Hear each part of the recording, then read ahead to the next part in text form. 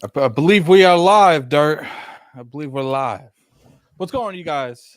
Welcome back to the Attic Show, where we talk about the past, present, future game. I got my co-host with me, Dirt Green. What's going on, Dirt? Xbox tax addict. Oh, wait, already? Like no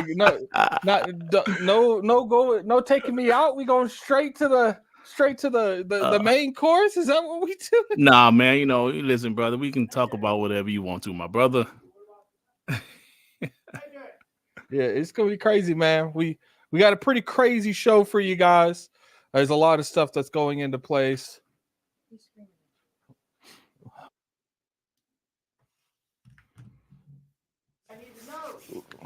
Talk to her.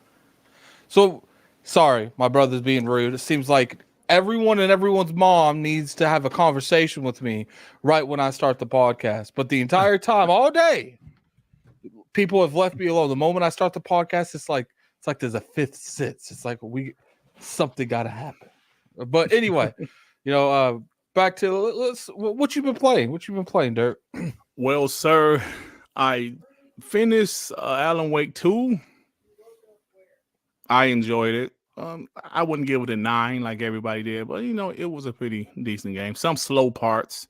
Most of Alan Wake missions to me were kind of slow, kind of boring, but it was fine. And I just started RoboCop, man. I imagine that game is actually better than I thought it would be. I haven't played it at all. Yeah, I'm actually enjoying it. It's actually much better than I thought it would be. Yeah, that kind of game's just ain't for me, man. Yeah. I'm not about the fighting and the I feel like if your whole intention is to catch me off guard and hit me with a like a scare tactic, then it's just like, is that all your game really got going for it? Well, there's a lot of that. There's a lot of that little like when they try to scare you with so yeah, it's definitely a lot of that. Just randomly hear someone in the next room. It kind of sounds like Voldemort from Harry Potter. Yeah, something. Yeah. Oh my god, man, it's crazy. We're gonna talk about Halo Infinite. I've been playing that Halo 3 rebranded maps that's on Halo Infinite. I gotta want to talk about that. We're gonna talk about the Baldur's Gate 3. Looking like it actually might come out. The individual dev had some stuff to say. We're gonna go over that, and we're talking about this Starfield and Xbox tax not getting Game of the Year. We got a lot. I did do some research on the Video Game Awards. Mm-hmm. What's crazy, Dirt, and I know you deal with this too. Yeah. Because we make Xbox content, we ain't allowed to criticize anything that's not Xbox. Right.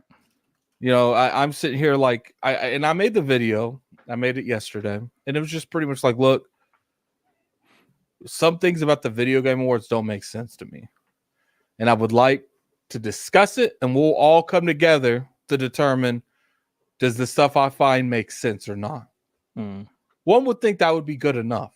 Okay, Addict's not making definite statements, but he's just looking over this stuff. So it's crazy, man. And the people sitting there, so you're only like this because Starfield didn't get nominated. Dirt, did I not say on multiple occasions on this show on ILP that Starfield's personally my top 6, but I can understand if it's not the industry's top 6.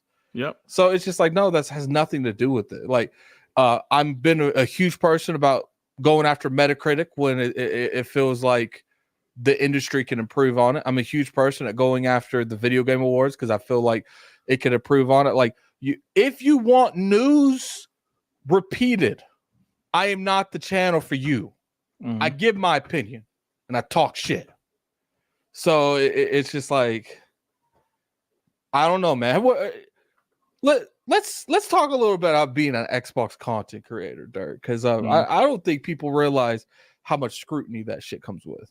Like just because you want to make content on Xbox, and the reason I'm not saying PlayStation content is because those people, they're like unicorns. They rarely exist, or they're just extinct. Like I couldn't really name you Xbox content creators besides a few that don't make content that make content on PlayStation and not Xbox. Like for the most part, PlayStation content creators, they're not PlayStation channels, they're anti-Xbox channels. Yeah. There's very few people that actually do what we do. You know, you guys might clown on the occasional PlayStation news, but for the most part, all of your topics is Xbox related. True or false? Well, I got to be honest, not all the time. No, I'm saying there's a difference between talking about stuff that's going on in the industry right now and using that topic point every week and attacking the same talking point. When you're talking about stuff going on right now, it's relevant because it's going on right now. Yeah. But when you're literally using the same talking points every week, that's not talking about the industry. That's talking about your personal agendas. Yeah. Well, Addict, you know, I'm transparent, and I say most of my console war banter is geared towards PlayStation fanboys. So sometimes because that's the easiest people to upset. Yeah, exactly. So sometimes I might throw some anti-PlayStation stuff in my content just to piss them off, or just to ruffle their feathers. But at the end of the day, yes, I never said I hated PlayStation. I always say I actually like PlayStation. They're not looking as great as some people make it seem right now. I mean, they're not flawless. They have some issues right now, but I don't hate PlayStation. But what you said, the Pro PlayStation podcast, they're no different than what some of the things that we do. They talk about Xbox fanboys. They have names for Xbox fanboys. It's the same stuff, man. So if we're talking about PlayStation news, like you said, they're in the news. I had people leave me comments. This is supposed to be an Xbox channel. Why are you talking about PlayStation? See, the funny thing is there's a difference between you talking about, okay, Jim Ryan stepped down and talking about the for the 15th time why Game Pass isn't going to be sustainable. Now, that's a fact. Talking 15 times about how Xbox hasn't made no quality games, but if you look besides Redfall, they've made only 80 plus games for the most part among the whole turn base. It's funny too, people had that list of all those games that didn't have like nominations, and I'm like, okay, so I guess we're not counting the Outer Worlds because they bought it the year before the game shipped. I guess we're not talking. It didn't Psychonauts get nominated too? 100%. And what's funny is the company that made Psychonauts literally said without Microsoft allowing them to go back to the drawing board and fill in those boss battles, you can argue that game got Game of the Year because of Xbox. It wasn't 100%. Because of the previous publisher. They gave them the financial backing to go back to the drawing board and say, yo, you obviously, if you guys want to put this in here, it's going to make it a better game. Go and do that. Yep, 100%. And that happened because remember they acquired Double Fine in 2019. They got nominated for Game of the Year in 2021. They were on the Xbox for 2 years, and like you said, they said this game would be totally different if it wasn't for Xbox. Yeah, Wasteland 3. I don't think that game got nominated, but it was a phenomenal game. And they said that they put multiple boss fights in that game because they allowed them to delay it too and go back to the drawing board and pick up some of the things that was cut from the ground floor and put it back in the game. Right. People don't want to talk about that though. They don't want to talk about the fact that Starfield got 2 extra years of development time. 2 years. They don't want to talk about the fact that Indiana Jones was supposed to come out last year. So clearly Microsoft is valuing quality over quantity, but they don't want to talk about that. They want to carry the same narrative because of something that happened with Redfall. Redfall was extremely underwhelming and no one is co-signing that. But we cannot act like that is not the exception, not the rule. Right. Or however they like to say. Yeah. I got you, brother. No, you're right about that. And it's like when Redfall came out, they acted like Redfall was Crackdown or State of Decay. They acted like Redfall was what Xbox has been doing for the past 3 or 4 years. No, like you said, they won Publisher of the Year in 2021. But people didn't want to give them credit. They said, oh, well, Psychonauts 2 was in development before Xbox acquired them. Yeah, that's true. But as you just said, because they were on the Xbox, they were able to finish the game, how they had to literally take out all of the bosses because they did not have the funds. I'm sorry, Dirt. I just realized when I like on the Steam Deck, I put Saul's Twitter as your Twitter. Oh yeah, you did. Yeah. What's funny is I have a bot that tweets that naturally. You'll start seeing the tweet. I think yours is every 34 minutes. And that's even on ILP. Like that even pops up on ILP. And what's interesting is I put Cogs as yours, and I had to go back and fix that. So that one's right, but I got to go back and fix that one too, because I have them all on my Steam Deck where I push a button, it just throws a Twitter handle in there. Hey, Curry said, "Are we not counting Deathloop?" Yeah, Deathloop was another game because that was a good game. A lot of people didn't like that, but I enjoyed it. It was different, but I enjoyed it. I finished it. I enjoyed it. It took me a minute to understand exactly how to play it, but once I got it, I loved it. Yeah, like my it just the part that irritates me is like look, obviously there's going to be your bad apples in the Xbox community. People that want to like spoil Spider-Man 2 for no reason. Even spoiling it for someone like myself. I get it. Those people are very toxic, and I don't co-sign that, but I'm not going to condemn them either, because it's like I'm sure they were spoiled on Starfield. I don't co-sign it. I don't think you should be doing that, but at the same time, sometimes people take stuff a little too far. They're like, I had Starfield, stuff spoiled for me, so I'm gonna get them back. But to me, that's a blank statement that you're attacking multiple people for no reason. There's no timeline where you're not spoiling it for people that actually that you mess with, and there's my thing. But it's like, even those bad apples on Xbox, I see the majority of the Xbox community. Maybe it's just me, maybe it's just the people I follow. But when a dope game comes out like Spider-Man 2, besides the bugs, and God of War Ragnarok, Horizon Forbidden West, I see more Xbox people giving props. That's a good game. Obviously you got the bad apples, and there's gonna be bad apples and everything. But I feel like there's bad apples on Xbox and there's rotten apples on PlayStation. Like it sometimes just be like real messy for no reason. It's like, dude, we don't have to go this far talking about people's families and stuff. It's like, dude, this is video games, my dude. Like, calm down. Yeah, I agree, man. Even my channel, bro, like in the past, God of War, I say I love the game. Last of Us 2, Last of Us 1, I love those games. So when an Xbox game comes out, no matter what, some of these PlayStation guys will bash it, destroy it, kill it. Like, if us Xbox guys, we're noticing, okay, like me personally, I can't speak for everybody. I noticed when Modern Warfare 2 score dropped and it was a 4, I saw some PlayStation guys go out there and say, Xbox is trash.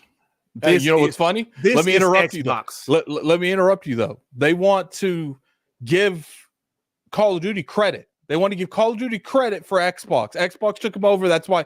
But when Starfield came out, that's Bethesda. What's funny is when Redfall came out, that was Microsoft too. Yeah. Well, no. What's funny is it's like I said, when Psychonauts came out, that's whatever that company's called. I always forget their name. Double Fine. When Outer Worlds came out, that's Obsidian. And it's like, well, they just bought it 6 months ago. It's like, fam, they just bought Activision 2 weeks ago, and you're trying to give Xbox credit for that score. I seen the tweets. This is Xbox, and they had a tweet with Modern Warfare score. People say Xbox dudes have a PlayStation 2. Oh yeah, I do. Yeah, I got one. This is like the 4th controller I have, like, because my girlfriend's brother's in there with the custom one that Hex Gaming, shout out to Hex Gaming, they sent me. He's in there playing Spider-Man 2. So hold on. So, but look, true serum. That's so you said Boomstick claimed Kyle's first party. It is first party right now, right? So if Kyle would have got a 9 out of 10, y'all wouldn't have gave Xbox credit for it. But because they got a 4 out of 10, y'all giving Xbox full credit for it. See, listen, I haven't seen many Xbox guys shy away from Call of Duty being an Xbox game. Actually, some Xbox guys are saying because Call of Duty is an Xbox game, it's getting hit. Yeah, and then I've seen people on the Xbox side look that these developers are being worked to the bone. Like they need to get a little bit of break, so like these quality games are separated, so there's actually good quality, and it just improves. And not having 4 teams working on Call of Duty, and it's like, okay, you got 2 years to make it. Technically 3. I think there's 3 teams making Call of Duty, but I see more kind of like a year and a half though, like Warzone 3. I'm sorry, like Warfare 3. That's crazy. I see more Xbox people coming up with solutions to the problem and not just clowning the problem. It's like everyone has agreed for years, we don't need Call of Duty every year. We need Warzone updates every year. Absolutely. But we don't need Call of Duty every year. Let that be on a year, by year thing. And I guarantee you the quality of that game skyrockets. And not to mention, you could probably, we're going to merge 2 of the studios. One team's going to work on, so I would say merge Infinity War and Treyarch. Now, obviously they're not together. They're still 2 individual companies, but they're in one team now.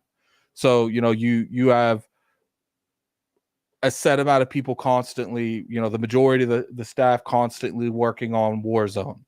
And, they're always popping out content over and over again. That makes sense. And then you have, probably like 70 to 100 people. They're working on the next Call of Duty story thing. And it's going to be 2 years from now. So instead of them having so long of a thing, they'll have 4 years instead of 2 now, because there's another studio doing it as well. It irritates me. It does. And then people sit there and every time you criticize anything, people try to dismiss you just because you're an Xbox channel. It's like, dude, shut up. Like, what's funny is like I call out PlayStation, I call out Xbox, but the thing is they want me to be in an echo chamber with them. I've always said from the moment, I know you a little bit different. I want critical voices in my community, and that's fine. I don't want assholes in my community. I think you can agree with that. If we can't have a civil conversation, I want you out of my community. Because it's just like, if you're going straight to, Attic, you did this because of that, then you ain't watching me. You're making your own mindset on who I am and judging me as a character off of other people's opinions. And I guarantee you that happens more than people think. Yeah. So I see as a dude in the chat, Mexican Zoidberg, your Xbox dudes are so whiny. Oh, yeah, look at that. We're whiny, right? We're whiny. Okay. I would love to see how you felt about the ABK deal. I would love to see that. I guarantee you was probably crying, don't let Xbox buy them. It's not right. It's not fair. They're the big bad evil corporation. Shut up, punk. Someone said you don't call up Nintendo. It's because I gave up on Nintendo. Nintendo gonna do what Nintendo wants to do. There ain't nothing I could do about it. I could scream from the top of my lungs. The Nintendo don't care if you bash them on Twitter. Nintendo don't care if you don't buy their game, because there's 10 million people that will buy their game. Nintendo don't care if the media comes after them. Nintendo don't care if social media outlets go after them saying they're sexist, racist. Nintendo don't care what you say. Yeah, they don't, because they have their loyal fan base and they're gonna sell regardless. Yeah, so all right, we're gonna go ahead and move on. We're gonna move on to Halo, man. Please tell me you've been looking at this Halo stuff. No, I haven't, bro. I did see they added some Halo 3 was it maps. What's going on with it? Because I'm out of the loop, bro. I'm sorry. So all right, so we're 19 minutes in. Man, we talked about that for a minute. All right, so we're 19 minutes in. Pretty much what they've done is they've made a Halo in Halo Infinite. I think it's community based. Now, people, let me get this super chat real quick before we forget about it. Got a $5 super chat from the Angry Therapist. Addicts, dirt. Your content has been fire since the announcement about announcement. Oh, I feel bad. Shout out to Angry Therapist, man. Yeah, I feel. So they pretty much went back and correct me if I'm wrong. I'm sure someone in the chat will. I don't know if they're community based or like 343 themselves made it. So definitely put in there correcting me if I'm wrong. I think it's community based because I see buy on the bottom left, but it seems like if it is community based, they've took like probably 6 or 7 of the most popular maps that was in Halo 3, and they've been redefined and put into Halo Infinite as a playlist, may I add. So I was playing like what they call the pit now, not the pit, what they call Guardian. I don't know what its name is. It's like a S name or something like that. But they got it weird now. Now, like the top platform has a hole in it and like a little guard on the sides, so you could jump down. And the little thing at the bottom, you could jump up. Like they've made a lot of like really refreshing changes to accommodate to like the fast pacing type of gameplay you're going to have in here. And what I find interesting is just how they're doing it. You know, they brought back all these Halo 3 maps, and it looks like, you know, they're probably going to expand on that. They made it to where you could get XP on anything from the last updates they did. So you're not punished for going out there and experiencing new maps. So they did a really good job on that. Like, an irritation I have with the video game awards is why wasn't Halo Infinite in that best ongoing or best community? Like, because to me, it's just like you could have took Cyberpunk off that sucker. Why was Cyberpunk there at it? I don't know.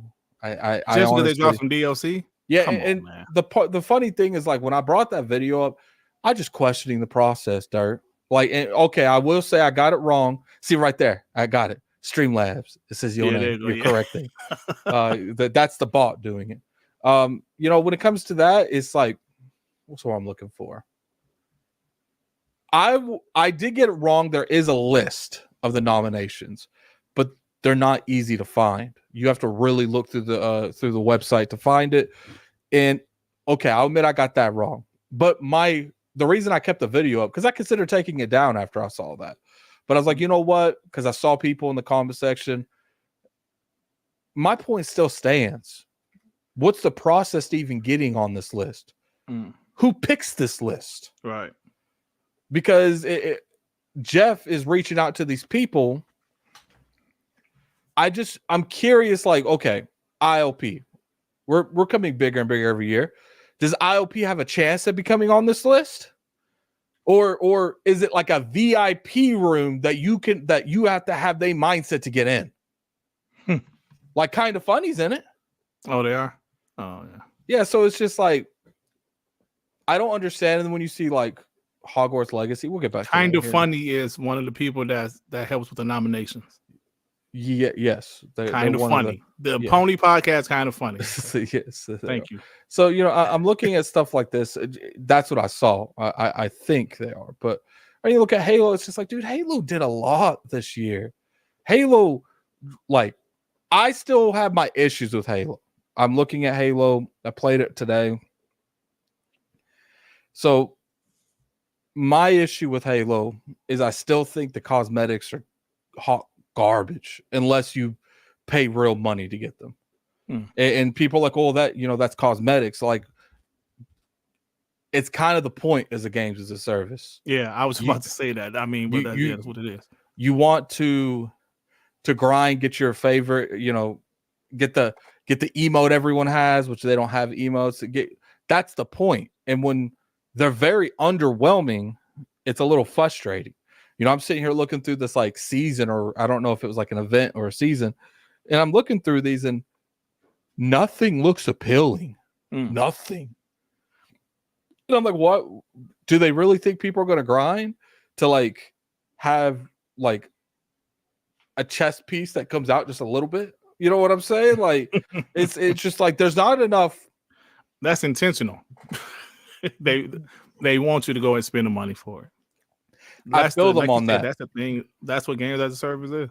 I feel them on that, but there's better ways to do it. You know, they maybe have an in-game currency that you can earn through doing matches, and you're able to spend that in-game currency on like a rotating list or the challenge system they currently have now.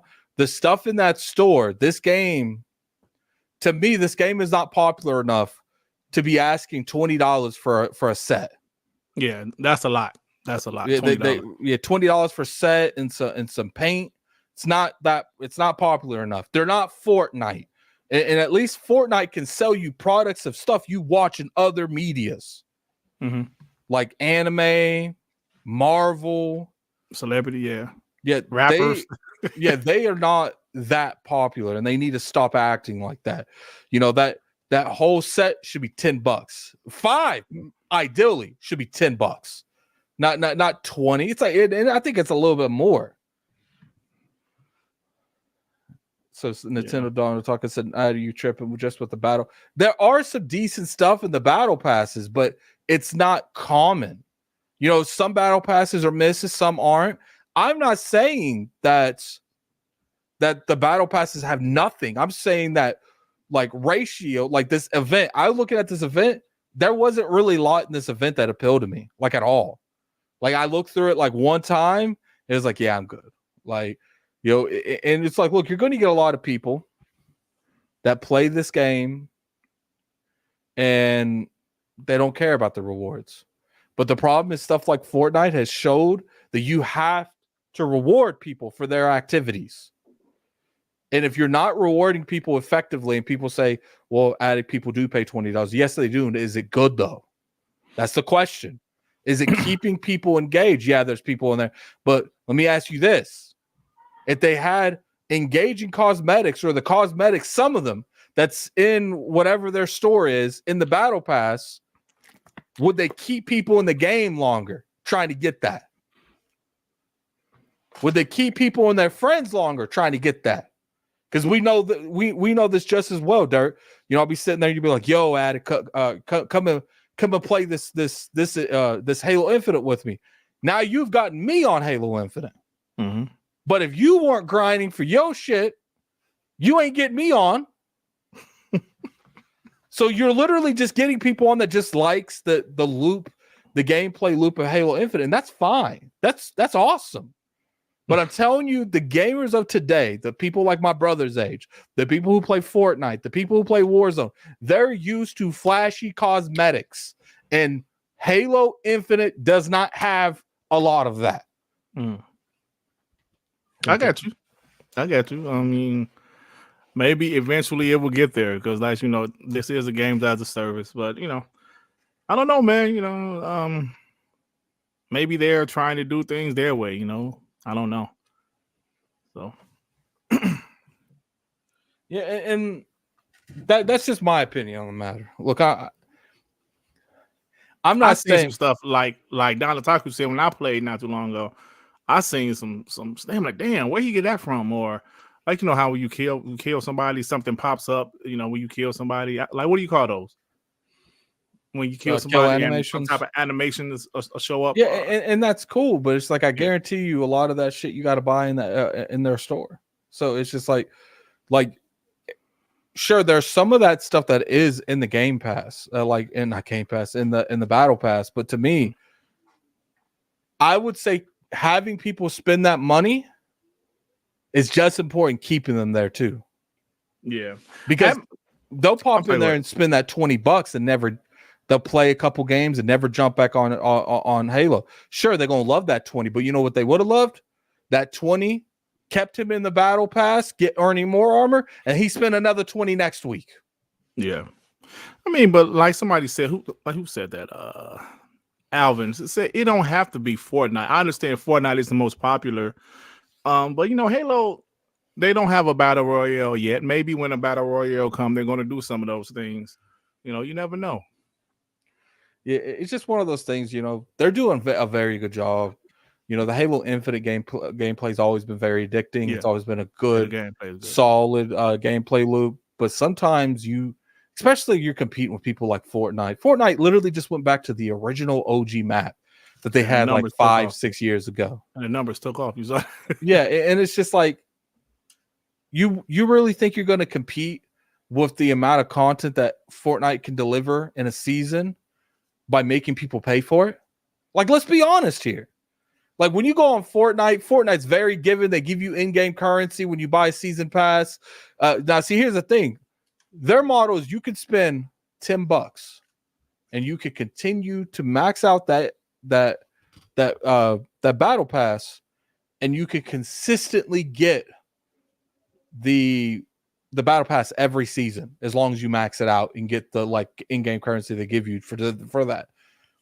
But they know you're not going to, because you know what's going to happen, Dirt? You're going to pop in there with that currency and you're going to see, oh, yo, that looks hot. Like, you're going to spend it. So then guess what? Not only are they spending on the cosmetics that's in the item shop, they're also spending more money on the next battle pass.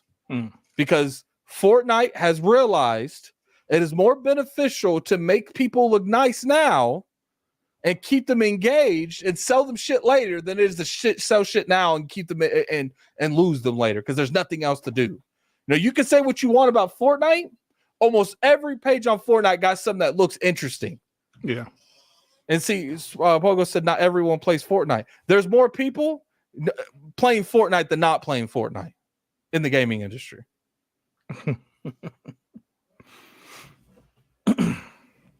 Yeah. That's what I'm saying. You know, my brother, he's a big Halo fan. You know, it just I want them to do better, man. I want Halo Infinite to come in there and just take Fortnite's spot, take Infinite's spot, Halo. I want all of that, but to me, they got to improve on stuff. You know, I like that they incorporated stuff into it, like you could buy season passes anytime you want. Yeah, that's cool, but there's just not a lot of cool stuff in these season passes. I want to say one thing. That is the best thing they added was the season pass, where you can switch between them. You don't have to sit here and be like, either I buy it now or grind it, or I lose it forever, because that's one of the most frustrating things. Let me ask you a question. Do you, in your honest opinion, from someone that plays Halo a lot, do you think that the cosmetics and the battle passes are worth the money? No, they're not. They're cool, but they're not. First off, you got to pay to get them. You got to pay to get the battle pass, and then you got to use your time to get the actual cosmetics. The only battle pass I would even consider dumping money into was the Reach one. Yeah, no, it's the new one they just added, the Infection one. I haven't seen the Infection one. They have an event going on too right now. Yeah, I've seen the event. The event has nothing. Yeah, it's not. I looked at it. The event has nothing. And I get it. People say it's hot takes. I get it, you know. But that's my brother. These are people that play Halo, you know. And I'm not saying people in the chat don't play Halo. I'm not saying Dirt don't play Halo. I'm just telling you people that play Halo's opinions on the matter. That's all. No more, no less. I guess so. Right, let me get this super chat. We got a $10 super chat from Jax82. I will say this. I was frustrated with the Xbox and some of the decisions they made. They came a long way. They rebounded. PlayStation don't value their customers, or what they want changes nothing. Well, nothing changes. Completely 100% agree. PlayStation is full of themselves. They think no one's going to ever leave their platform. And what's funny is, like, you know, right now you might be doing good. Right now you might not have no issues, but what happens after a generation of treating people like crap? Look, man, I think at one point a lot of us was frustrated with Xbox, but you can deny, like you just said, Jax82, like you can deny what Xbox has done. We complained about no first-party studios, not enough games, no new IPs. We're relying on Halo, Gears, and Forza, and Xbox fixed that, man. They fixed it by any means necessary. People said, Xbox, will you fix it? Will you compete? Then when they did it, they said, no, not like that. That's not organic. No, listen, I don't care, man. Xbox, the content that Xbox has on the way is unmatched at this point. PlayStation roadmap doesn't look nowhere near as good as Xbox roadmap. So, what roadmap? Exactly, what roadmap? You're comparing.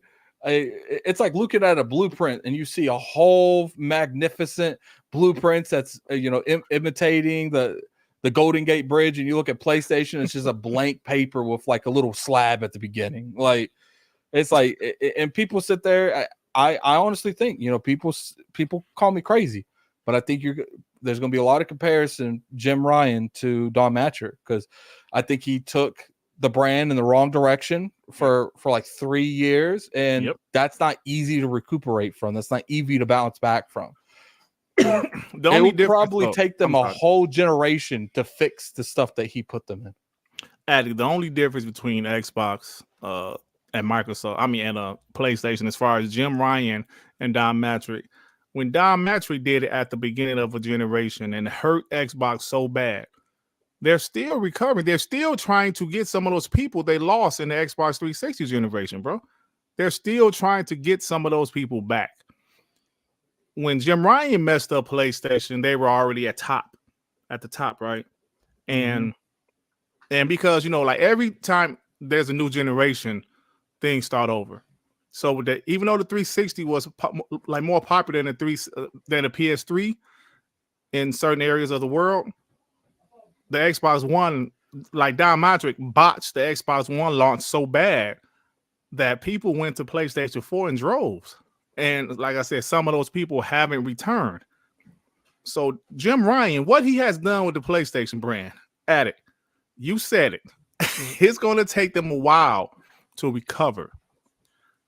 And clearly, you know what's funny? You don't have to look any further. PlayStation agrees with this. They've had a complete 180 restructuring of their whole business. They fired his ass. Get out of here. So yeah, they agree with us. And it's like they fired anyone that even remotely believed. I don't know if Connie like approved of what he was doing, but it's like you got to go too because you didn't check that man. You let that man run wild. You got to go too. And I don't know what happened with that.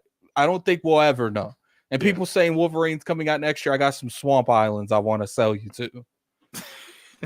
Whoever think Wolverine coming out next year, highly unlikely.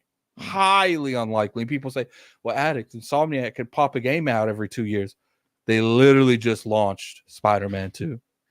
Even if 2 years was possible, that's 2025, my dude. That's not 2024.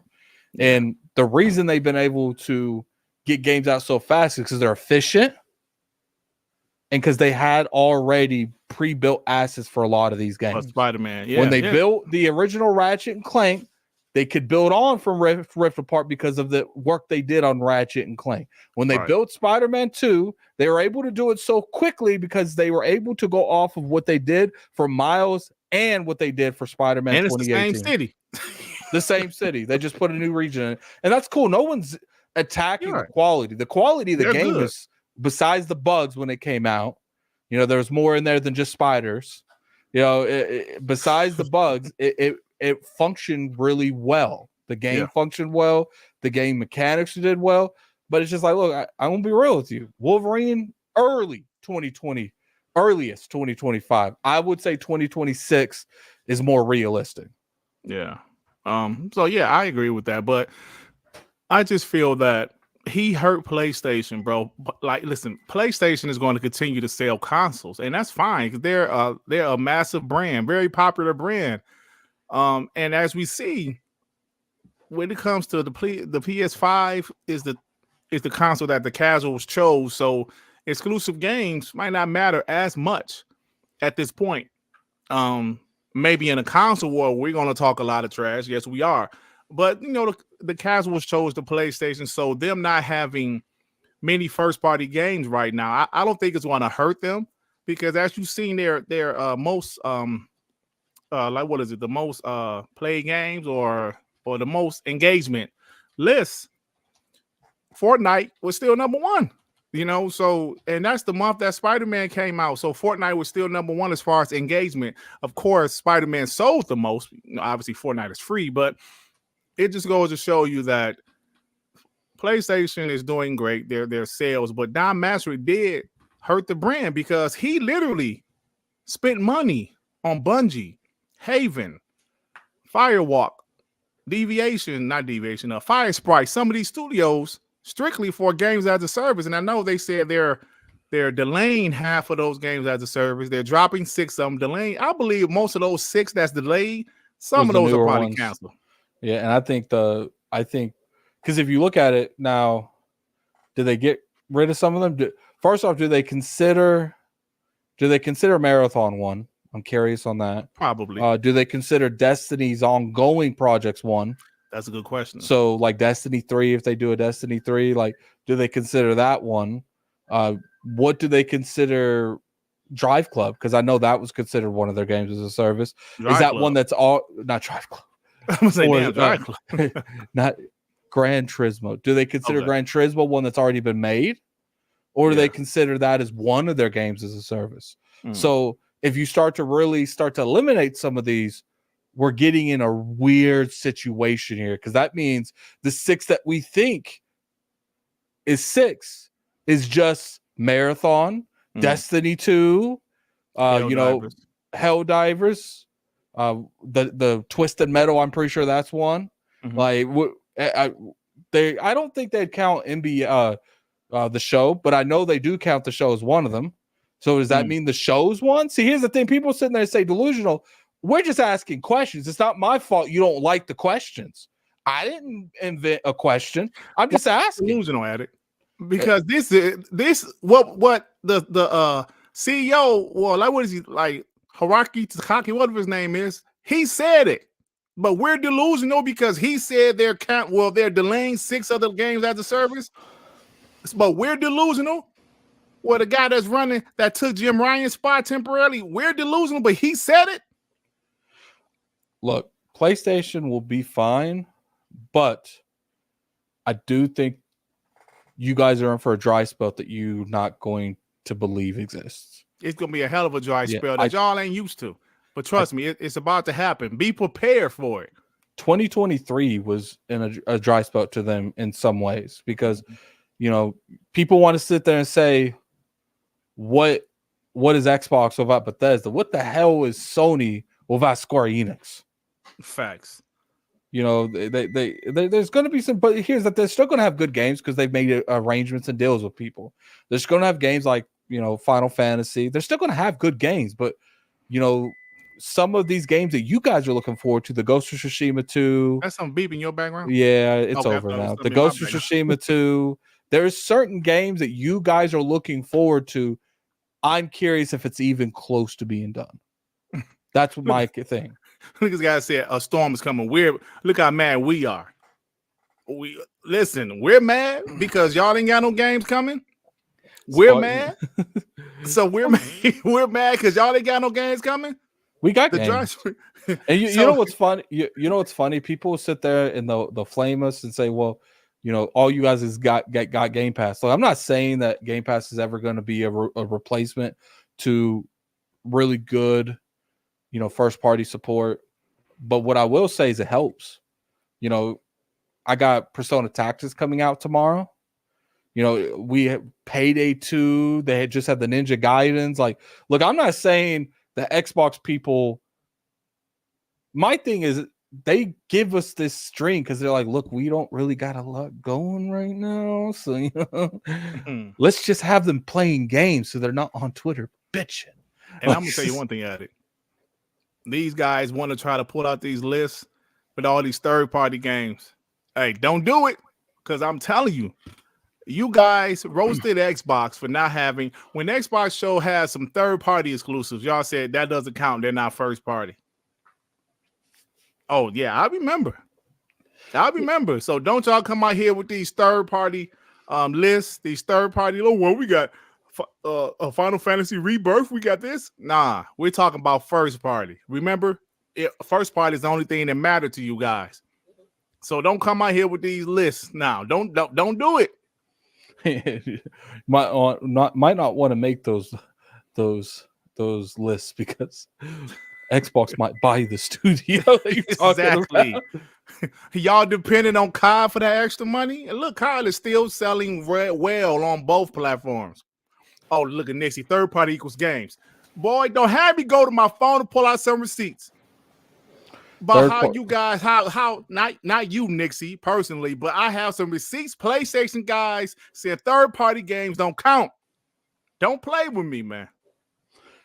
And it's like, look, I'm never going to sit there and tell you they don't need first party. They need first party. But it's like, it's a lot harder for me to complain when tomorrow I'm playing another game and then there's another game coming out in like a week. Like, this year has been very lucrative if you're a Game Pass subscriber. Like, you're playing pretty much something every week to two. The beeping is gone, guys. Okay. The microwave has been opened. I apologize. I can't help it. The problem is like my computer setup is like right next to the kitchen. Right? So most of the time it's not really an issue. But when I do the Addict show in particular, it's not like IOP where other people are talking for 40 minutes before I talk. Like you mute yourself, right? Like you can mute yourself, but yeah, when you I get it. Yeah, now if I know it's not going to go away for a couple minutes, I'll ask you to talk for a couple minutes and I'll handle it. But I knew someone was coming to get their food. People are always going to come back and get their food. Yeah. All right. They wouldn't have made it. They weren't going to come back and get it. I hope not. But it's just like my thing, dude, is just like people just need to get over themselves. It's like the world doesn't revolve around you guys. I know you guys think you do. It just doesn't. Yep. Yeah, look, man. PlayStation is going to be fine. They're going to continue to sell PS5s, but all we're saying is just be prepared because it's about to be super dry out there. I saw somebody said Popeye biscuit dry, and which is listen, man, that Popeye biscuit, while extremely good, you definitely need a beverage when you eat one because it's going to be super dry, man. But hey, man, Xbox, we definitely had dry years. Yeah, and we're gonna no. Actually, I'm gonna take that back. I don't think we're gonna have a dry year for a long time. I really don't. Years, we'll have at 2022 was the last dry year Xbox. They're gonna have more dry years, bro. Yeah, we'll at least have two to big games a year. Big games every year from now on. Like unless they decide to get rid of some of these studios with the current output that they're able to do now, I'd be very surprised. Yeah. Next year we're probably gonna have Hellblade 2 for sure. We do have some that Parker game that they did, the Towerborn or whatever it is. Yep, looks fun. Good chance Indiana Jones hits next year. Avowed, because they said Avowed coming next year. Avowed 4. I mean, that's just 4. We're not even talking about like what they do with Game Pass. Yeah. I'm sure a Starfield expansion is coming out next year. I'm sure they're going to do more stuff with Halo. Like it's like I said in a video a little bit. Like PlayStation would kill to have the games as a service that Xbox has. Yeah. Like I was told, no, Clockwork is not coming out next year. Probably like 2025 though. Huh? I'm thinking Clockwork's more like 2026, 2027. Like really? Why would they show it this early? I think they just wanted to show it. Yeah, I think they're being a little bit more comfortable. The thing is people aren't going to complain if they have stuff to play. We might see this game Clockwork and people might ask where it is next year, but if you're giving them stuff to play, they're not going to really complain too much. You know what I'm saying? Yeah, see, that's the one thing I would say that's the difference between Xbox now as opposed to the Xbox One generation. They didn't have many games, so they had to put out games like Recore or State of Decay 2 that wasn't really finished, but they had to put it out because they had no other games. Now they're not going to have that issue, man. They're going to put these games out, with the exception of Redfall, of course. But they're going to put these games out because when they're ready, because they have so much content. Contraband. Hey, yo, Jonathan Cox, I forgot about Contraband. Hey, Adam, what do you think that's coming out? That got to be 2025 at least, right? Beginning 2025, maybe late 2024. Yeah, because Contraband, they announced it in 2021. Here's how I think it's going to go. Now, I don't know. This is just off of things I've heard and progressions I've heard in the background. I think Avowed is next year. Fable's 2025. I think Indiana Jones is either next year or early 2025. I think Gears is 2026, 2027. Hellblade's next year. Perfect Dart's 2026, 2027. Outer Worlds 2 is probably 2026. South of Midnight. South of Midnight's probably 2025. Elder Scrolls is probably 2026, 2027. So much content. Let me see something else. Did you say Perfect Dark? Yes, 2026, 2027. Now, what about some of the rumored games like IO's Dragon game? Or someone says State of Decay. State of Decay, I think we might, we might see it next year. You think you might see it next year, but it come out in 2025? No, I'm not referring to that. I'm referring to the next Doom. I think you might see Doom next year. I forgot because remember, Phil Spencer was really excited about whatever Ed is working on. Yeah, and I think Doom has been working on a prequel, just like it was in that leak. Yeah, and we're not even Fallout 3. I think that's probably Fallout 3 is weird. I think Oblivion's closer to the Fallout there. I think you'll see Oblivion next year. Dang. I'm kind of Everwild. Everwild's canceled.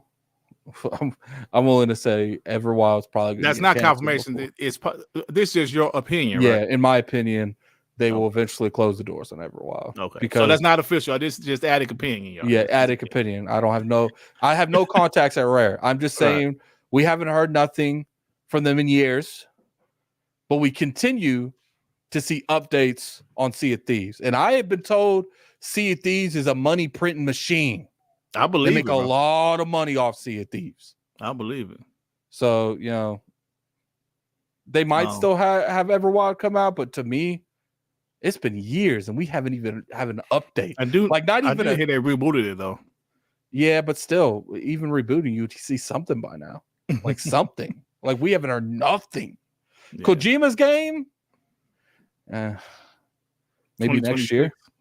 Oh, you think they'll show it next year? Or they might show it next year. I don't know. Think about all of this content we're talking about at it. And they still have so much stuff they haven't announced. And this isn't talking about games in Game Pass. This isn't timed exclusives either. Because they're still going to do that. They still have some form of timed exclusivity. Like Stalker 2? Yeah. This isn't talking about games that haven't been announced.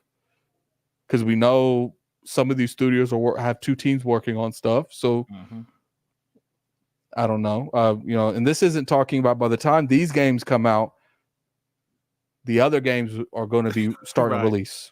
Hey, I'm glad you said that because I can't wait to see what Arcane Leon, the people that made Deathloop, what their next game is going to be, which I totally believe is going to be Dishonored 3. That's going to be Dishonored 3, and I think your boy going to be in the game. Who? Colt. For real? Oh, yeah, they already said that they're in the same universe. Oh yeah, sucker. Who am you suckers? I think you'll have a Dishonored 3, and it'd be crazy. And I know it would never happen, but it would be intense. And I'd hate it and I'd love it at the same time. If you're Colt and the main bad guy's Corvo. Yo, listen, I love Dishonored. I love part 1, part 2. I even beat the DLC. I love Deathloop. That's fire, bro. But think about it, because Deathloop came out 2021, right? Yeah, 2021. 2026, they should be ready for it. You know what I'm saying? We might see something on them next year. That's all I'm thinking. People sitting there, they talking all this shit. They don't understand what's about to hit them. They don't know it, man. Yeah. I get it. It's hard. Here's the thing. If people come at me and say, Addict, Xbox has been so dry for so many of the times I've wanted them to have games, I can't put my trust in them. 100% agree with that. That's fine. Then just wait for the games. But some of these people on Twitter, for someone that doesn't have an Xbox, your ass talks about an Xbox quiet a lot. Right. Hey, I heard a clip at it on it was a clip that was in some Twitter spaces, and this one guy, he said, this one PlayStation guy, he said Xbox still is not aggressive.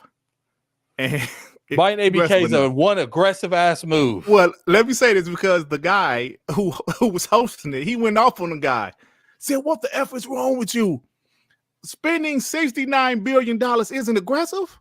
So I think what the PlayStation got, their mentality, for whatever reason, their mentality is still the Xbox One version of Xbox. Even though Xbox is out here buying, investing, their content looks incredible. Mentally, some of these PlayStation guys still think this is the Xbox One version of Xbox, the ones that didn't have many games or many games in development. For this guy to say, yo, they're still not aggressive. What the hell do you mean? They're not aggressive. Buying ABK, buying Bethesda, taking Starfield off of PlayStation, taking Redfall off of PlayStation. Hey, Redfall or not, they took it off of PlayStation. So some of these guys, they're still not aggressive enough. And it's ridiculous. It's ridiculous. So I'm glad the guy went off on the pony. Yeah. I don't be liking the way people be handling that stuff, man. It's like, I'm never going to condone. I feel like we can do better. Everyone could do better. Even my rude ass. You know, I don't claim to be professional. I'm just me. Yeah. And people were like, Addict, you toned down your opinions. You did this, you done that. It's like, fam, I just realized I was being too much for no reason. I used to have a clipboard on my phone with insults for people in comment sections. Oh, that's interesting. Yeah, because I was writing so many of them and started copying them on my clipboard. Wow. Yeah, I used to go and you know how many videos they're on my channel now where like if you see a video on my channel that's like Respawn and has a YouTube icon, it's a shit talking video. You know, I was a toxic asshole. I was like, there ain't no denying that. I used to respond in ill ways on Twitter, and I'm gonna be real with you. The crumb side snatched me up when I first got on YouTube. It's hard not to jump into that pool.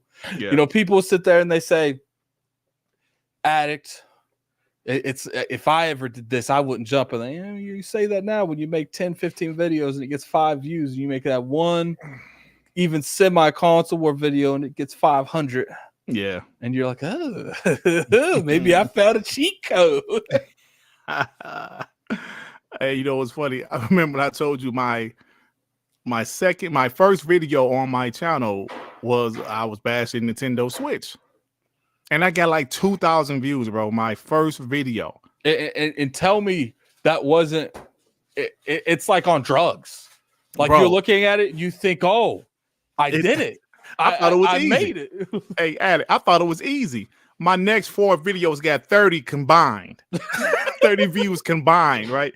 Then I did a video about Nintendo again, saying I'm tired of Nintendo getting the pass. That video got like 17,000 views, bro. This is back when I had 40 subscribers. Oh, so you, essentially you're telling me you could have been an anti-Nintendo channel if you embraced it. Yeah, but you know, back then, you know, dislikes, you know, like we can see the dislikes. So my dislikes was like I had 200 likes, 800 dislikes, right? So then when I started doing more Xbox content, bro, it was a slow grind. I would get 30 views, 40 views. Then when I reached 100 views, like, wait. So I understand exactly what you're saying, man. You know, for you people that's trying to be all nice and you get no views and they use some console war stuff, then your views go up. You're like, oh, hey, interesting. Yeah, people talking about Super Mario RPG. I'll be playing that. I think that comes out tonight. Yeah, I'm gonna be playing that all weekend. I already told my girl. You told her in advance. Yeah, I've learned that if I communicate when she'll get less of my time, it's less fighting when it happens. Yeah, it's cool, man. Just let her know. Hey, man, like when I before I married my wife, and we married 20 years now, but I told her, listen, I play video games, sweetheart. Meaning, don't bother me with my damn video games. And I told her that up front, bro. This is a true story. I told her that up front because my ex-wife, she always had a damn problem with me and my video games, bro. She always like, why are you playing the damn game? Let's watch TV. Like, bitch, I don't want to watch TV. Excuse me.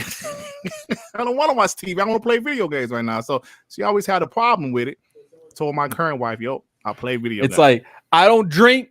I don't do drugs. I don't cheat. I don't cheat. Let me have my thing, man. Yeah. Hey, Dude Togo said, was that the Shimu wife? Yeah, that's the one that had issues with video games. Not my current wife. My current wife don't have no problem, bro. Yeah, plus, you know, she's pretty solid when it comes to, you know, I told her, I said, look, babe, in February, that Final Fantasy VII Rebirth is coming out. So I was like, you need your space. I was like, and now she'll ask me for examples. Okay, is it like Wulong time, or is it like Starfield time? It's like, this is probably going to make you have another example.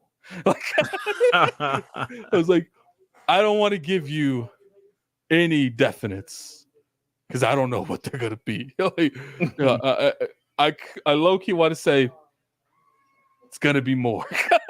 In fact, like, you haven't came across me in a Final Fantasy game yet, one that I love. Right.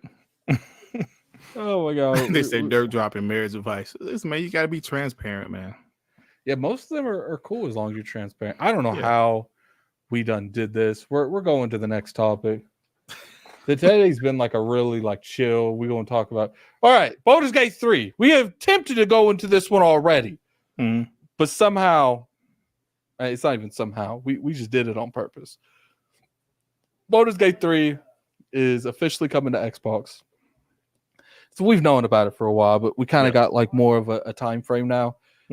They kind of expected like, look at the Video Game Awards. You're going to get an announcement there.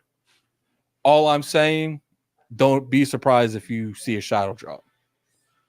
That's what I think is going to be. Yeah, don't be surprised if you see a shadow drop. Let me get these super chats real quick. We got $5 super chat from Nintendo Don the Otaku. Nintendo dropped 14 first-party games this year in the showdown year. In the slowdown year. Xbox and especially PlayStation need to step it up. I agree with you.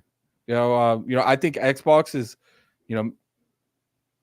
you might have a different term of what I feel like Nintendo first party is to me. I have said Nintendo has had a fantastic year. I will say that. I'm not going to downplay that, but I don't consider everything Nintendo publishes I want to play.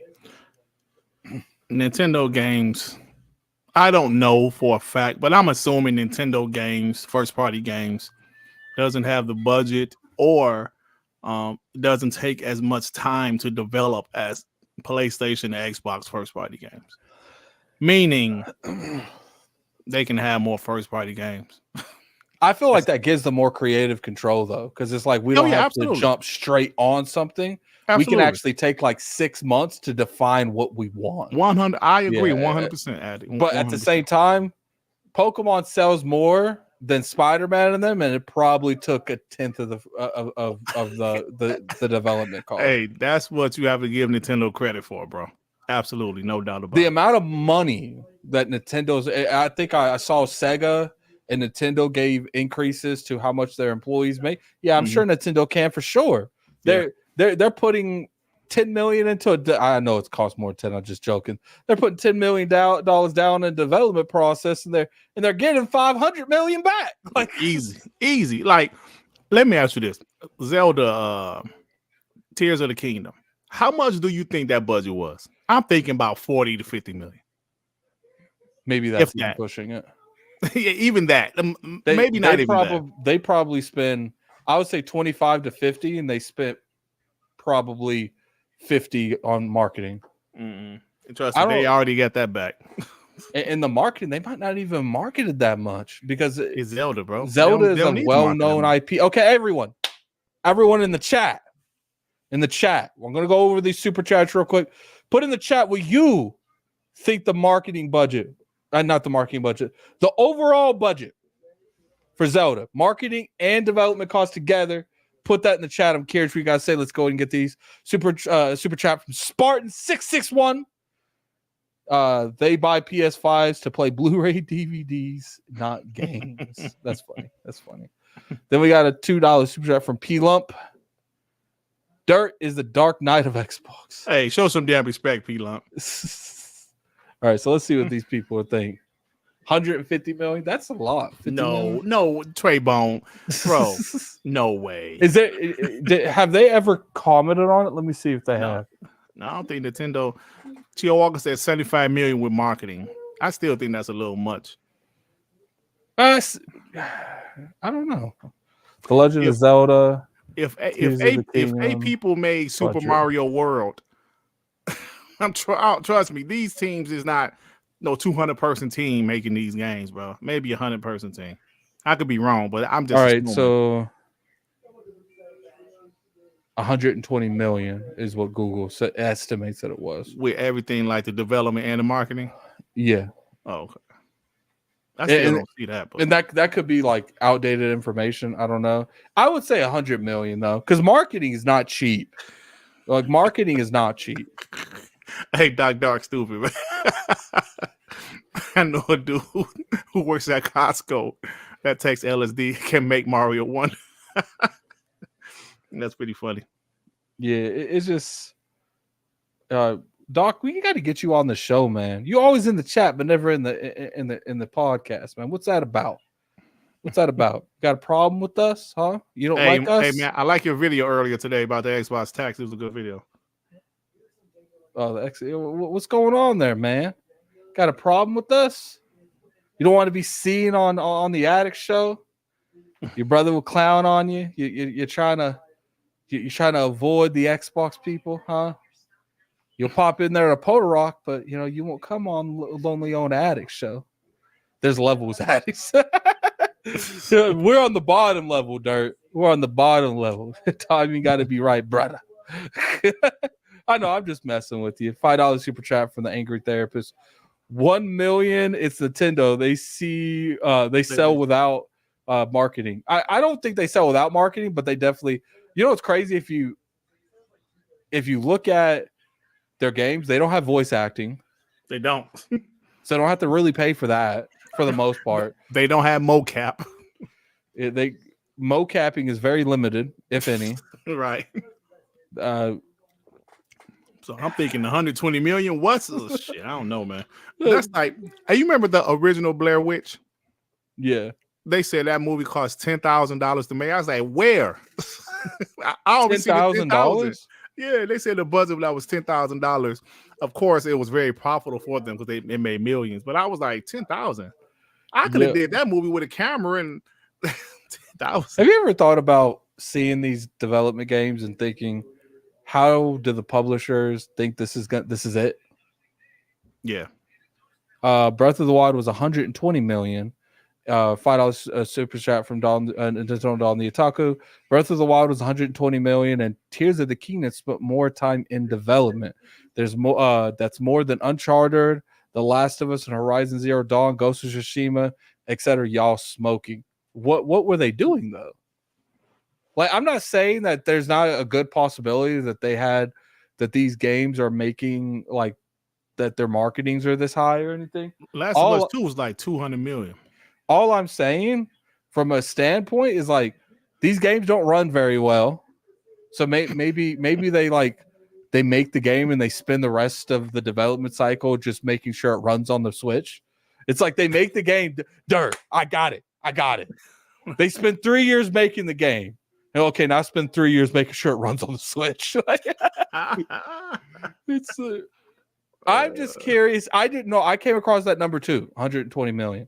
So maybe Breath of the Wild spent that, because here's the thing though, Breath of the Wild, they pretty much use the exact same map from Tears of the Kingdom, but they highly modified it. I'm not going to say it's the same map, but they definitely added new areas and they modified it. So I think if they spent more time, they probably spent a lot of time making sure that building feature didn't break the game at any time. Because that building feature is cool. It is. Like, Tears of the Kingdom is a lit game. It's a great game. But I don't personally believe it's like a vast improvement from from Breath of the Wild. All right, so let's go.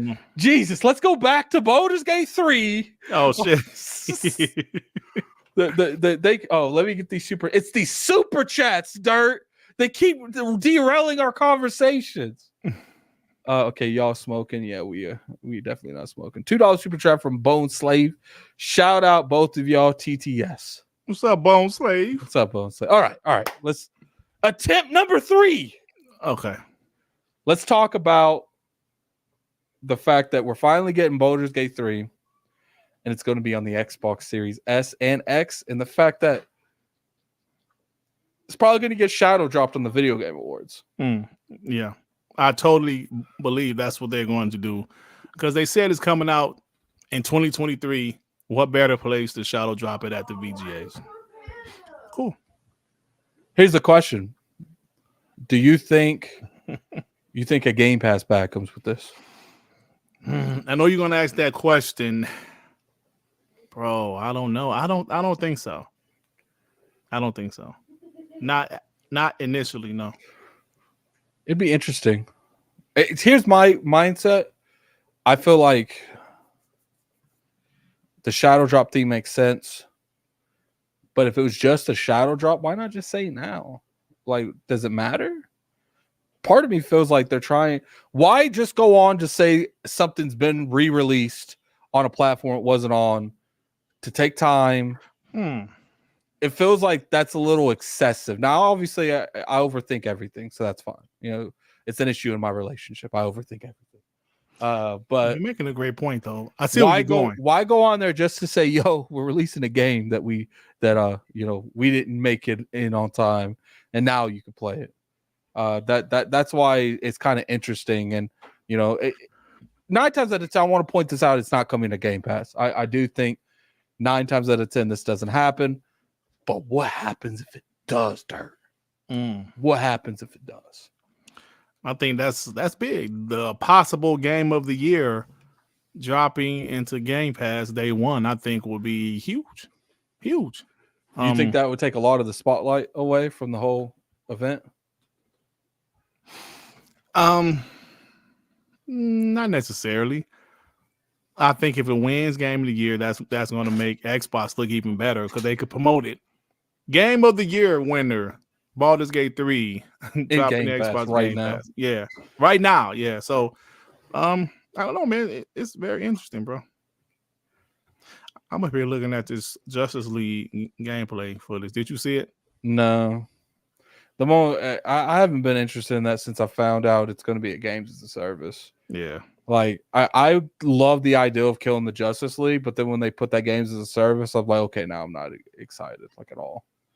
I'm actually like the opposite. Here's my thing when it comes to this. Maybe they have an expansion already. Mm-hmm. Maybe that's why it's at the Video Game Awards. I don't know. Like, to me, it's just interesting to come out there and just, okay, we finally finished the game. It's coming out today or tomorrow or next week. It feels like they're preparing you for more.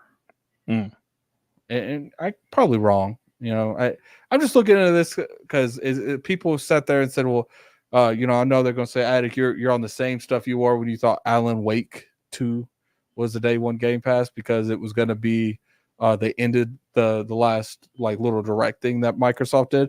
It's like, that was a legit question though. Why are they showing a launch title on a direct and the game's coming out in 2 days? I get it. Alan Wake 2 probably needed that. This could be a marketing thing, but it's like Baldur's Gate 3 comparing to Alan Wake, 2 entirely different ball games. Yeah. So I'm just curious. I'm curious on that. Regardless what happens, we're not going to find out until the Video Game Awards. Are you streaming that? I don't know, man. I don't know. If you're not, you're welcome to come on ILP and stream react. I usually do. I did the last 2 years, but this year I'm kind of like, I don't want to, because the copyrights you always get. Because last year I actually avoided the copyrights. I kept on pressing mute. Yeah, I'm very big on the mute thing. Yeah, hey, you're more welcome to come on and do it with us. Yeah, I mean, if I don't do it, my boy Sean will probably do it. But yeah, that's fine. If I decide, I still might do it. I'm not sure right now. Yeah, to be honest with you, there's a lot of risk that goes into streaming anything, to be honest. Yeah, I feel like the industry's gotten better, but you guys got a little bit. I remember Ubisoft used to block it. Like, didn't used to block, like Ubisoft used to block people's stuff. Yeah, so I mean, it is what it is. It is what it is. Let's go to the main event of the evening, man. Main event, man. We're gonna talk about Starfield and Game of the Year. And this is 1 hour and 13 minutes. Whew. No, not 12. 13. I don't want the timestamp mafia on my ass this week. Oh man, timestamp mafia don't play, bro. Yeah. You know what's funny? They don't appreciate all the effort. I have to do this stuff live, interrupt the theme, interrupt the pacing of the show just to make you guys happy, man. Just to make you guys happy. Put some logos in the chat. Show me some appreciation. Yeah. Okay. Man. Put some logos in the chat and show me some appreciation. Nah, I'm playing with you guys. I would appreciate if you hit that like button, though, guys. We got almost 500 people in here. Hit that like button. Hit the like button. Button. I sound really crazy saying that. I will never do that ever again. I cringed at my own voice. Yeah. All right. So let's talk about it. Game of the Year nominations came out. Actually, you know what, Dirt? You know what? We're gonna do this real fast. Real fast. Game of the Year nominations. We're gonna go over some of these. Now, I'm gonna be real with you guys. I don't care about the majority of these awards, so don't expect us to go over like a lot of them, but we're gonna go over a few of them. Let me click this. No, it's this one. We're presenting screen share the video game awards. Bam. Do you see it? Yes, sir. All right, so we're gonna leave the game of the year last. You know, we might actually go ahead and vote on some of these. What's the first one you want to tackle, Dirt? It don't matter, bro. Let's choose one. Play this like Jeopardy. I take best family for 300. Okay. Is that Jeopardy? I think that's Jeopardy. Yeah, it's Jeopardy. Yeah. All right, so best family: Mario, Super Mario Bros. Wonders, Sonic Superstars, Pikmin 4. What, Sonic? Yeah, that's the one about it. Party Animals and Disney Illusion Island. I'll probably say Super Mario Brothers. I haven't played none of those games. I played Party Animals for a quick second. Best fighting. I don't play with fighting games. For me, Mortal Kombat. Street Fighter 6 I was did pretty play solid, Mortal though. Kombat. Mortal Kombat had a solid experience. Yeah. Best RPG, the only thing that Starfield. You know, I feel like they wanted to give that to Octopath Traveler 2 so much, but they didn't. They knew, even though people were upset, there was if Starfield didn't get one nomination. Yeah, at least they gave me one. Starfield for me on that one. Even though Baldur's Gate 3 would probably win. I say for me, it's Sea of Stars. Yeah, I haven't played it. Because I consider Starfield an RPG, but I consider it less of an RPG than something like Sea of Stars. I think Sea of Stars is more traditional RPG. Best action adventure. For the best action adventure game combining combat with traversal and puzzle solving. I love how they put this traversal thing in here. Like, if you really look at this and you look at like the text, it's like they're screaming, "Vote Spider-Man." Spider-Man, yeah. Because the only other game that has some traversal is Star Wars and Zelda. And Zelda. But like, does Alan Wake 2 have that? No. it barely has action, bro. I mean, there's some boss fights. To me, the one that wins is Jedi. If you go off just this, it's Jedi. Yeah. Jedi has really good traversal, and it's got better combat than all of these games. Zelda has better traversal, but I don't feel like its combat is better than Star Wars. Look at Nintendo Don the Otaku. You act like you ain't biased. I see you. Best action game. For the best game in the action genre, focused primarily on combat. Give me that Hi-Fi Rush on that one. I think Armor Core. Yeah, I didn't play that, but I heard it was pretty good. I didn't play it either, but I feel like Armor Core, what I've heard about it, it fits this more than anything. Hi-Fi Rush is really good too. Yeah, but I've been told that the combat in Armor Core is really good. But Island was that game was pretty damn good, bro. I'm not necessarily talking about the action, but it was a damn good game. Yeah, and considering I thought, it's like I said on ILP, if you would have went back 2 years and told me that Dead Rising, the Island. No, not Dead Rising. No, not Dead Rising. Dying Light 2. If Dead Island 2 was going to be a better game than Dying Light 2, I would have said you were I tripping. Finished both games at it. I think Dead Island is much better than Dying Light 2 is better. 100%. We are skipping that one? Yeah, don't care about We're skipping that one? Damn right we are. We're skipping that one? We're skipping that one? It's because most of these games I don't know. Sea of Stars, I know. I didn't play this. People say this is a good game. I didn't play Cocoon because of stuff going on. Yeah. I just don't know those games, and I feel like if we're gonna have an engaging conversation, unless you know these games, hell no, I know those games. Yeah, like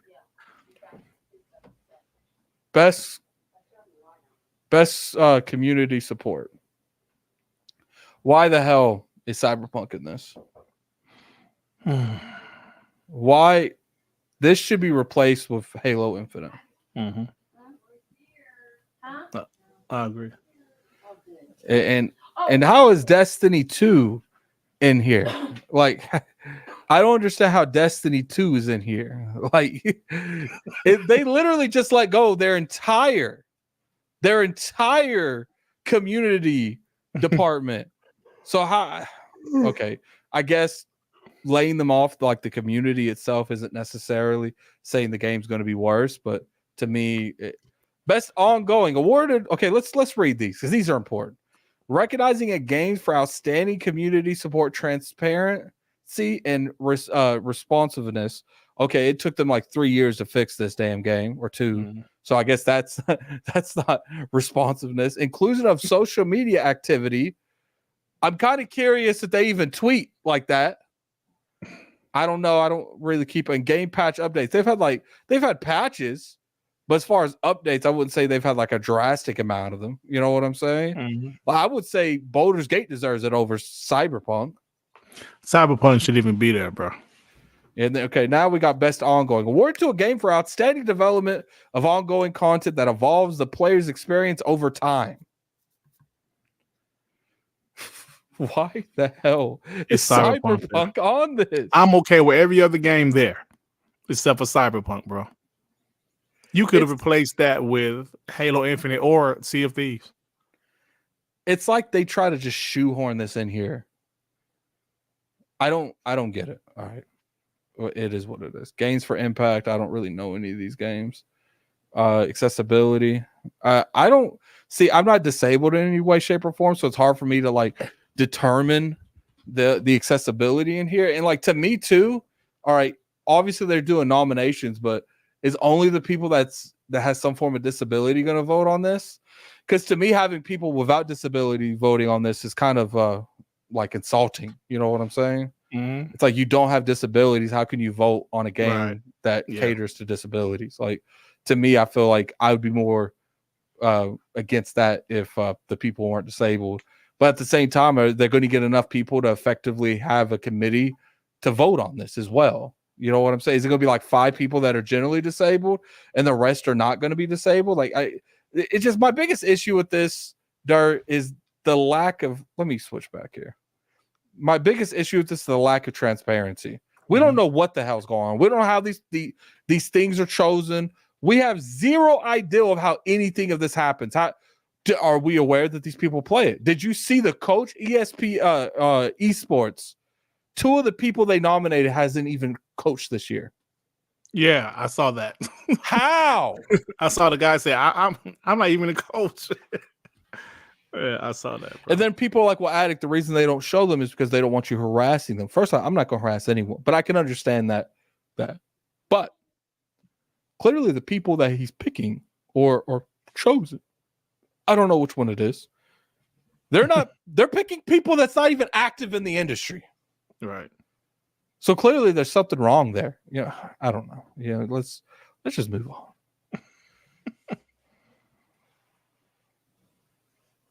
Oh, best performance. I actually like this. I feel like there should be a couple of these. Even have a woman's one too. Yeah. Like, I feel like all of them are pretty good. Well, the ones I them all together is just so disappointing. Yeah. Ben Starr from Final Fantasy played Clive. Well, he actually did a good job on that. I don't like the game, but he did a good job. I want Cameron to win because I see how passionate he is. And obviously, all of them are probably passionate. Somebody in the chat say Yong Yea. Do you want to talk about that? It doesn't matter, man. Do you want to talk about that? He hasn't unfollowed me on Twitter yet. Well, here's the thing. Okay. All right, we are derailing the podcast once again. Let's just finish this and we'll end with the Yong Yea thing. Because I do want to talk about that. Now I kind of want to rush through these here so we could talk about it. Best audio design, Alan Wake 2, Dead Space. These are fine. But I think Hi-Fi Rush deserves this one. Yeah. But Dead I played Space all of those games. I played. Good. Dead Space is good. I beat all of those games except for Spider-Man 2. I'm still at the beginning. I haven't played it in the Best music and score, Hi-Fi Rush again. That game has awesome music, bro. I don't like Final Fantasy 16 as a game, but it does got a good soundtrack. Best art direction. Hi-Fi Rush again. Beautiful, yeah. What did you do? It looks good. Yeah, so I think Hi-Fi Rush. You know what's going to funny? Hi-Fi Rush probably going to lead this with the most nominations. I believe they did. What had 7? Oh no, I think Spider-Man had more, didn't it? I'm talking about winning them. Oh, winning. Oh, okay, I got you. Yeah, 'cause I think it's probably not going to outbeat the Game of the Year contenders, but I bet you it beats one of them. Because here's the thing: when you have these Game of the Year contenders and they're in so many categories, they're going to get split. There's a realm where Zelda don't get one damn award because it's been such a stacked year. Best narrative. All right, so Final Fantasy deserves. This is decent. You know, I don't know about Spider-Man having best narrative because it's kind of like your standard Spider-Man story. I don't think it like differed anyway. I have been told like certain aspects that haven't been done in comics, so I can understand that. But you know, even with it being there, I can understand why it'll be there. I just felt like there was better games to put in a narrative position than it. But the rest, I feel. Do you feel? Yeah, I feel it's fine. Yeah, Alan Wake 2, I haven't played, but I've been told it's like a really good narrative.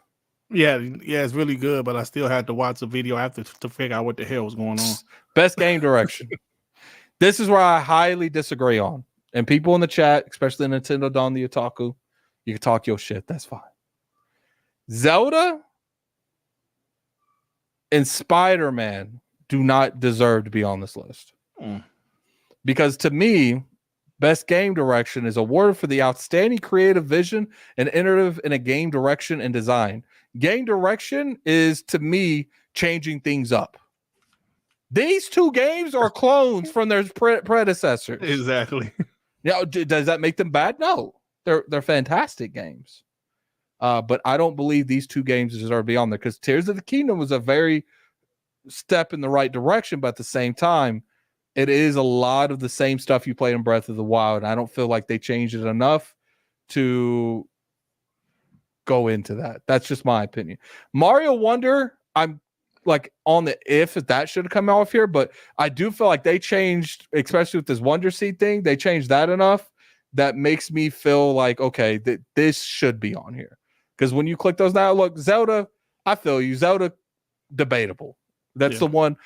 This Spider-Man here, they gave you a gliding suit and gave you some options to play that wasn't in the first one. This is literally a copy and paste. Great game, but it's copy and paste nonetheless. You know, I will understand an argument for Zelda. I don't agree with it, but I would understand an argument for Zelda. I personally feel like Starfield needs to be in Spider-Man's place. Because there's not a game really doing what Starfield's doing. Is there games that do something similar? Yeah. But there's not a game that does what Starfield's doing. Right. And to me, the fact that it didn't get on this list is a slap in the face. I personally feel like they feel all these games, every game in Game of the Year has to be in this category too, or it doesn't make sense.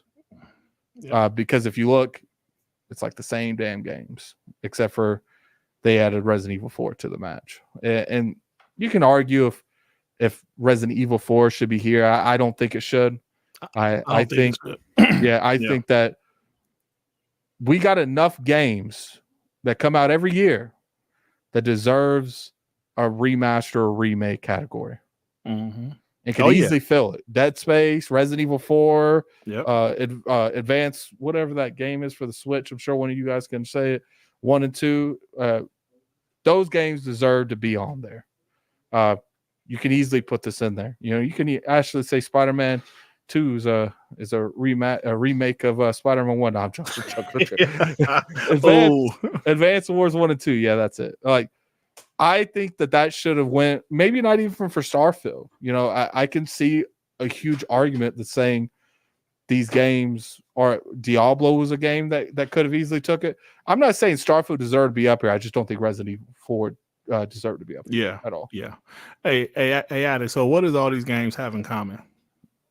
Third-person action adventure, third-person action adventure, third-person action adventure. True, but they're all sequels, bro. They're all sequels. Baldur's Gate 3 is a caveat. Like this is a sequel, but it's not a sequel. Like it changed everything about from the originals.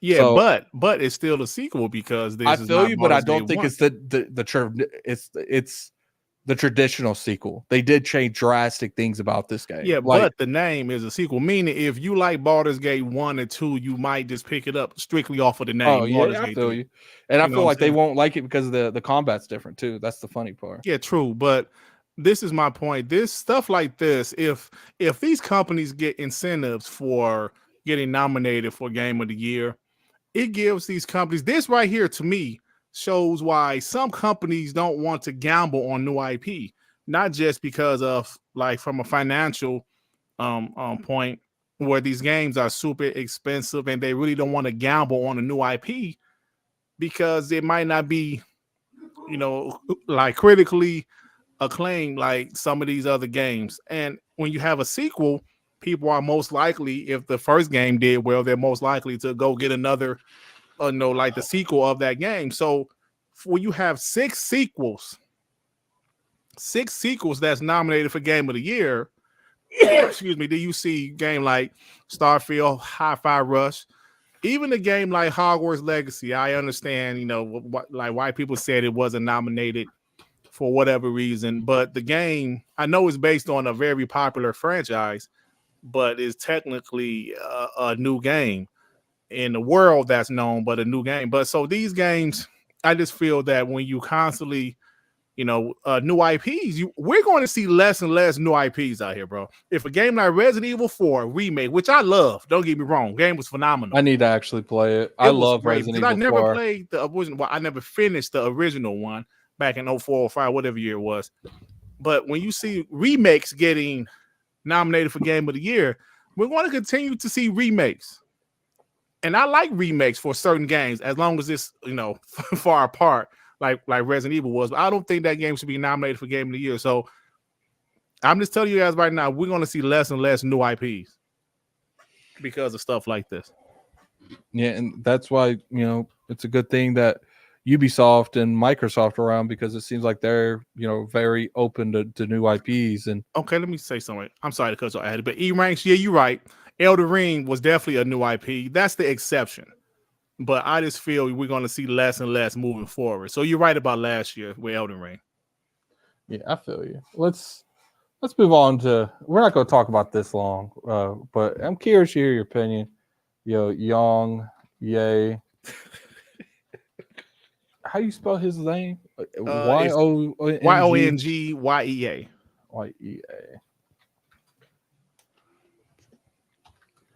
We are 1 hour 32 minutes. All right, so I assume you've seen what I'm talking about. Mm-hmm. Oh, let me get these super chats. I'm sorry, guys. Yeah. $5 super chat from Nintendo on the Otaku. They created one of the most robust physics engines and systems that 99% can't pull off. Teams of the game took it even further with Fuse and Ultra Hand and Instant. I feel you. Maybe that's the reason it does deserve to be in that best game direction. But I feel like that's what Breath of the Wild is already doing. They just gave you more tools to do it. But I get it. I'm not going to argue with you about that, because I do think there is arguments at both sides. People need to give Phil his props. He said, "Get at me," and now the game is coming out, and the devs praised S.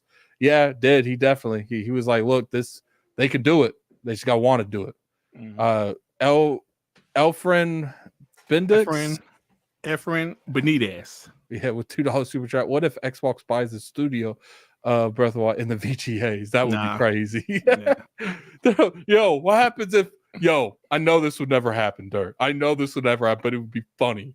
They come up there and the game of the year is Baldur's Gate 3, and it comes up there and Phil comes up there and gets it. They're now under Xbox Game Studio. You just sit and you just hear the Star Wars theme song and the Darth Vader theme song. He's like, funny. You guys said we couldn't get a game of the year, so we made sure we had one. Yeah, so we bought one. Take that. We got $5 super chat from Nintendo on the Otaku. Unlike these other nominees that spent 70% of the budget on making the best movie, Nintendo puts all their resources towards gameplay forward. I agree with them on that. Yeah, they do. Yeah, they do. Hey, I'm sorry. Go ahead. I thought you was done. Sorry. Yeah, just a couple more. The Angry Therapist, the $5 super chat. I know how they make the picks. Give everything a norm and block Xbox games. They know it can't make sense, but Xbox tax. Oh, yeah. $2 super chat from Corey Tidwell. I'm voting for Melina because she's fine. That's the black woman in Alan Wake 2. Yes, she is fine. I can't, okay. I don't have a mental image of what like her actual picture looks like. Yeah. $5 super chat Nintendo Don the Otaku Addict. Name one game with the abilities like Fuse, Ascend, and Recall. You can only name Banjo for Ultra Hand. Stop holding on to old Zeldas. You're biased. Hey man, why are you coming after you like that? I can neither confirm or deny. we got a member chat for 33 months. It takes one game of the year, and was a new IP. Yeah, I want to talk about that. I did say moving forward. Of course, like somebody put in there Sekiro, because I believe that won a couple years ago, right?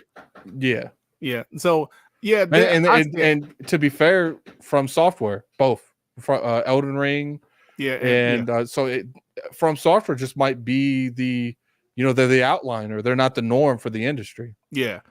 So that was my point. I said moving forward, not necessarily, like in the past, of course, you saw some new IP. I just think today, where the gaming industry is, where we hear about a lot of layoffs, I think a lot of publishers, a lot of developers are cautious on making huge AAA IPs. Now, I know Elden Ring was the exception. It Takes Two, that game was phenomenal. Me and Sean finished that game, but that wasn't a AAA game either. It was a great game, and that game deserved Game of the Year because it was really, really good. I just think moving forward, because like even a game like Days Gone, I actually like Days Gone a lot. I finished the game.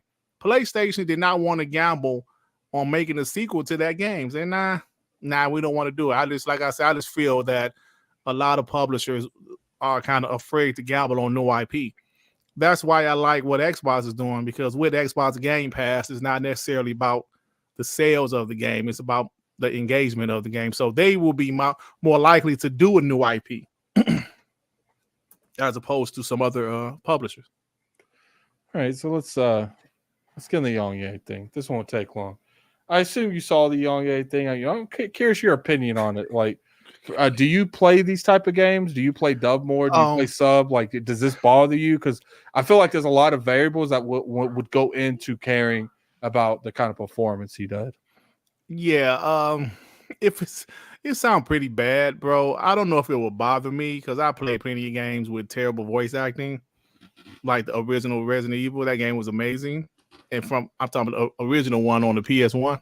The voice acting was horrendous, but that was back then, and we have much better voice acting in games. So I would say I was a little bit disappointed with his performance. No, he's obviously not an actor or a professional voice actor, but damn, the people that I saw someone upset because they feel like he got a lot of this clout because of his existing clout from YouTube. Mm-hmm.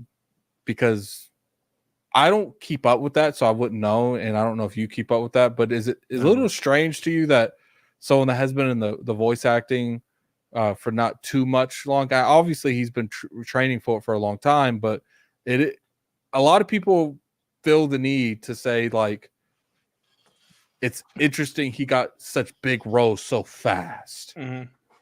And I can understand that kind of criticism. It's like, look, like, obviously you guys saw when he was on ILP, I asked him straight out, do you think your existing clout had anything to do with the current, opportunities you're currently getting?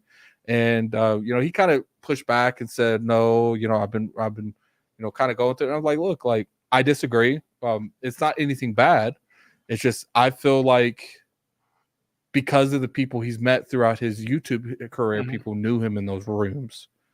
I might be wrong, but to me, it's crazy that he got such a key role so fast. Mm-hmm. And I need to get more people in that industry to find out exactly how it functions, because I feel like then we can answer that question more like honestly. You know what I'm saying? Like, but right now, we don't know enough people, and I haven't talked to enough people to really understand if like it's out of the norm for someone to get a role like that so fast. Because I'm sure there's people who've been in the industry for like 10 years that could have gotten that role as well.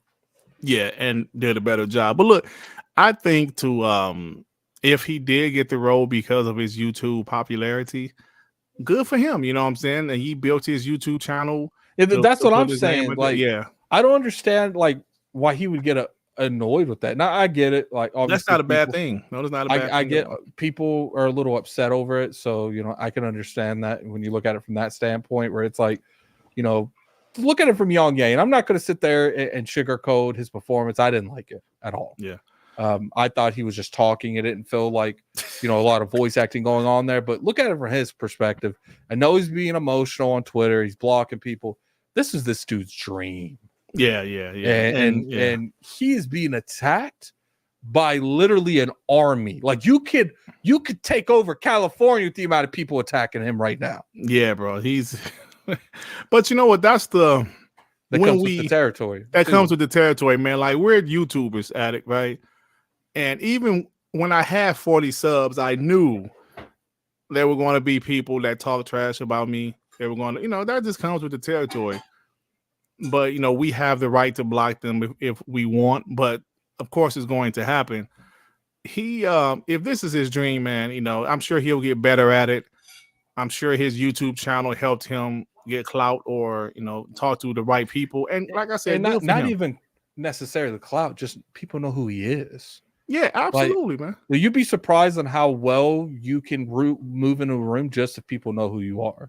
Like, they don't even have to know you personally, not even just hear your name. Like, because imagine like 5,000 people fill out a job application. You see Yong Yea. I don't know if that's his real name or not, but, you know, you see that. I would assume that would help. Oh, I know this dude. Is this that YouTuber? And, you know, I feel like that would help. Now, people, you know, they are making statements on, like, you know, his criticism towards Chris Pratt. Totally valid. You know, he should have just kept his mouth shut. Because, you know, when we saw that, you know, Kiryu is like, that ain't it. That ain't it. Yeah. And apparently, he's going to be in Persona 3. Yeah, I mean, look, man. Good for the guy. Like I said, I hope he gets better at voice acting. You know, because I was watching a commercial the other day, a Subway commercial, and I heard former NBA player Charles Barkley doing the voiceover. I was like, why do they need celebrities to do voiceovers for commercials where you don't physically see them? They can have anybody do a voiceover, but go back to your point, people recognize his voice, because I recognize his voice instantly. Oh, that's Charles Barkley talking.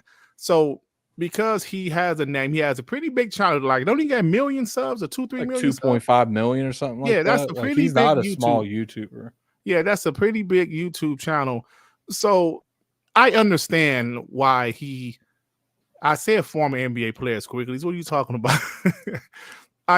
So I understand why he was able to get the job, but, you know, I'm sure he'll get better at his craft, hopefully. I feel you. And we're going to go ahead and, you know, end with that. It's like I said, at the end of the day, you know, I just hope that he improves his performance. And, you know, I want him to shut us up, not try to shut us up. It's like, dude, if you don't agree with our opinions, make your next performance so good that they ain't shit we could say about it. You know what I'm saying? Like, yeah. That's what you need to do. I was laughing when he said, "Hey, man, those some big old women in San Antonio. Them big old women." That's what I'm sorry, Adam. That's something Charles Barkley said, and Efrain Benitez is talking about that in the chat. Sorry about that, bro. He was talking about the women in San Antonio big. I was like, "Come on, man." Yeah, so I'm gonna go ahead and end the show. Dirt, man, what can people find you at? Hey, What's going on with you? Thank you, man. Check out my channel. Good old Dut Griggity. I have a podcast on Monday called WBG Xbox Podcast, and also I have a one-man podcast on Thursday evenings at 6 p.m. called One Man Dark Man Podcast. going to have a good show tomorrow, talking about some of the stuff that's going on in the industry, in the community. So that's about it, man. I feel you. You can find me on YouTube at Gaming Addict. You know, I have been putting out a lot of content. You know, people say, Addict, how do you put out so much content? And it's like, when I get up, it's like one of the first things that like I prioritize. Like I can't really do much until at least my biggest thing is I try to find out what I'm gonna make a video about. You know what I'm saying? That's always the biggest thing, bro. Now sometimes I already know what my video is tomorrow because I was gonna make the video today, but news about the Baldur's Gate thing came out, and it's like I'm a news/opinion channel. I'm gonna pivot a little bit. But you know, I'm enjoying the content I make. Obviously, people didn't like my did you see my thumbnail for yesterday? Flawed or corrupted? No, I didn't see that. Yeah, is the video game awards, is it flawed or corrupted? Oh yeah, I did see that. I did say that. I didn't get a chance to watch the video yet though. Yeah, people got really upset with that. People really get really upset. Yeah, that's fine. You know, we'll see how they feel next year. Been a hectic year, man. What I'm gonna do is I'm gonna send you guys over there. Let me see. Who do we have access to today? Let's send you guys over there to Fame. Good old Fame. Yeah, go in there, tell them Addict Show sent you, and we'll see you guys next week, man. Go and sub to Dirk Gorgany and follow him on Twitter too. Yeah, follow me on Twitter. He's got a Twitter, follow him. Let's see you guys later. Peace. All right, yeah, peace out.